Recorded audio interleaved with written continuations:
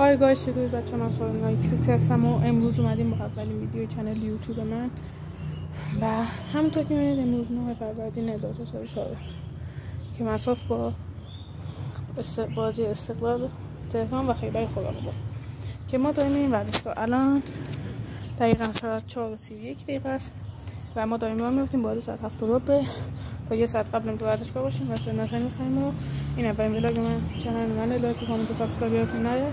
بدون معطلی لیتس گو.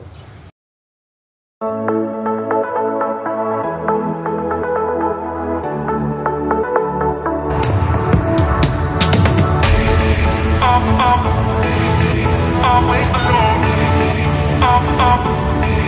You will always be there. Always alone.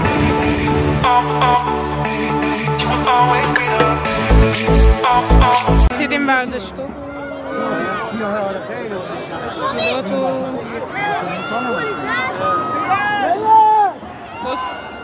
اونی که اینجاست این حسینیه، این رامینه، اون کچله سیلواه،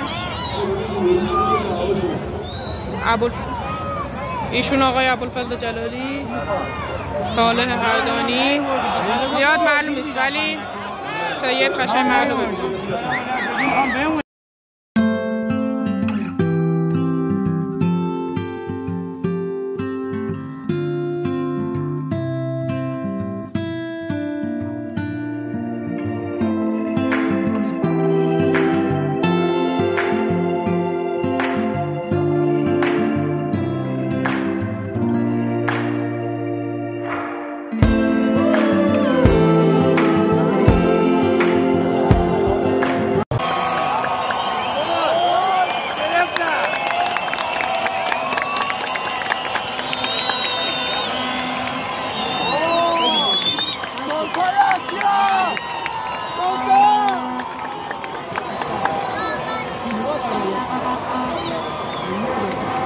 آقا پرچمو بیار پایین، پرچما رو باز نکن برادر، بیار پایین. هر رو گفتم بیار پایین. نه نمیخواد ببخش، همونجوری صاف بگرد.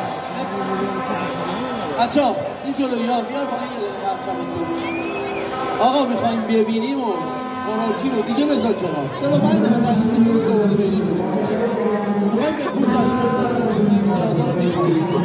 همون ناراحت تیمون تو جدول تو رده این میریم و باید دست به دست کنیم تیمون بیاریم بالا. چون مادرت خوراکی تو بده شده آجاتش خوراکش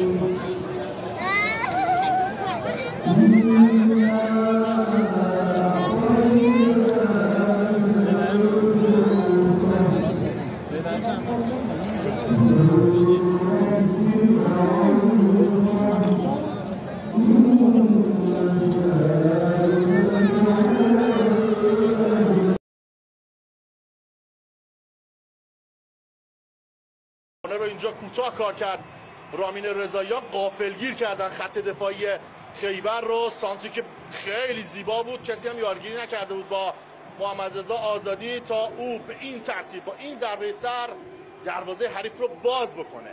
استقلال 1 خیبر 0. این بازی فرصت خیلی مناسبیه براش. یه پرتاب بلند محوطه جریمه، یه موقعیت برای خیبر و گل مساوی به ثمر میرسه. penalty. های بیشرف.